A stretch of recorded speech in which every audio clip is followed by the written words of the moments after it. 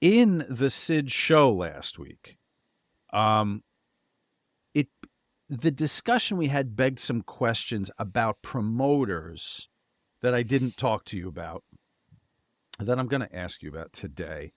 And kind of like boundaries. When you were talking about like Sid doing it his way, all that stuff.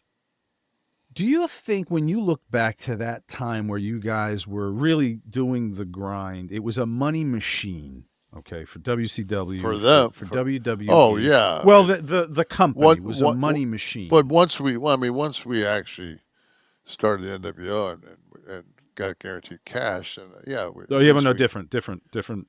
Before the Nash guaranteed cash, the world changed a little bit.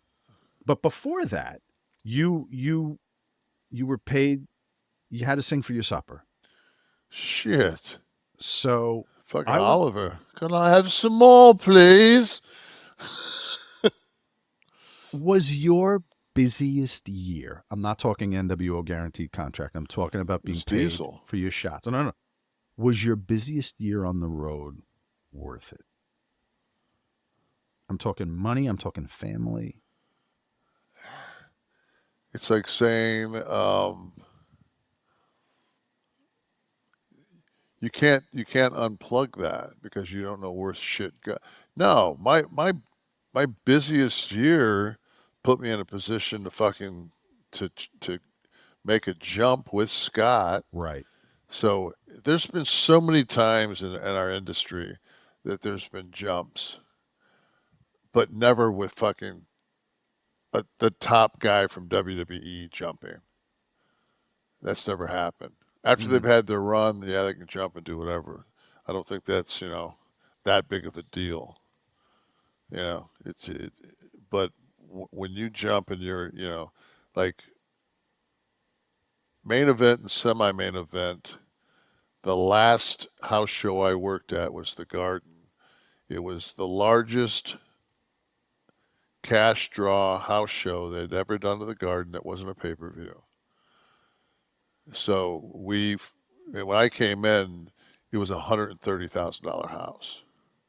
The Garden was. So when I came in 3 years ago, to the day I left, mm-hmm. that fucking place was making money. So you can be one of those wrestling purists and you can say I didn't draw and I didn't do this, I didn't. You know what? I changed a lot of fucking things. Guys didn't fucking show up on talk shows in their gear anymore. I mean, you're welcome, you know. But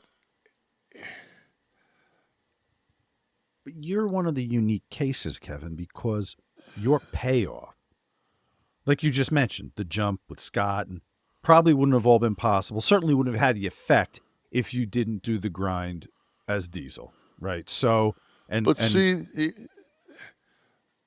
before I did it, Brett did it. Before Brett did it, Hogan did it. Before Hogan did it, Rick did it. So it's like that's what you do. It's not that now.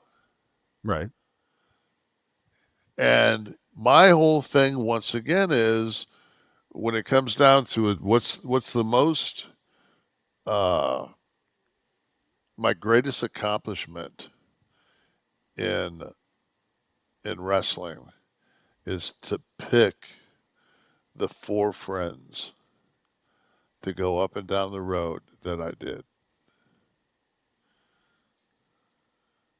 Because those motherfuckers changed everything.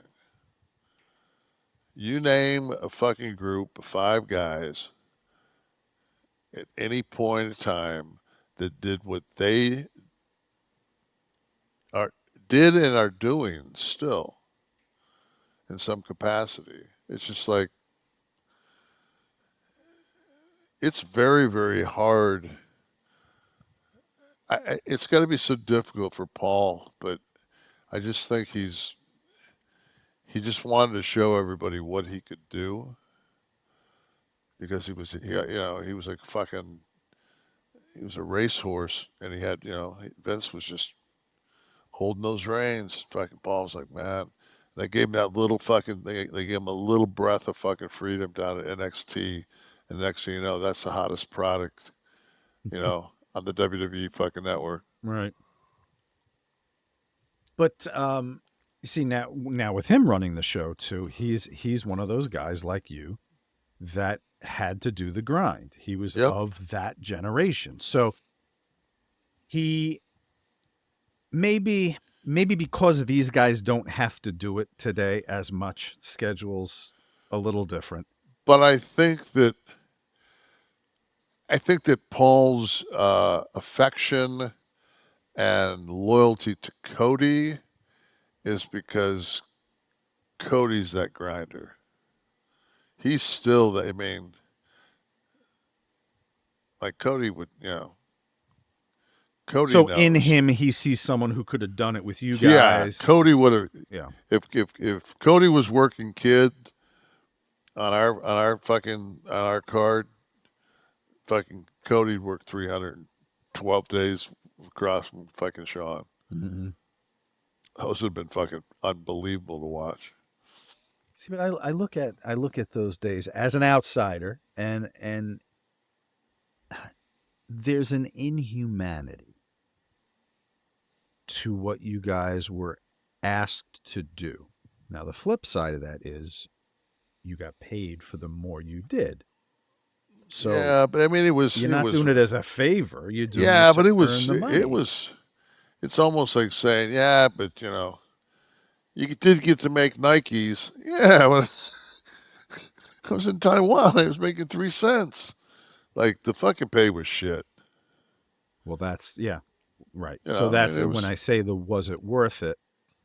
Maybe for you because of what it's set up, but maybe for someone like I don't know, a Mabel. I don't think anybody, it's kind of like an episode of fucking Tell Me Lies. Oh, jeez.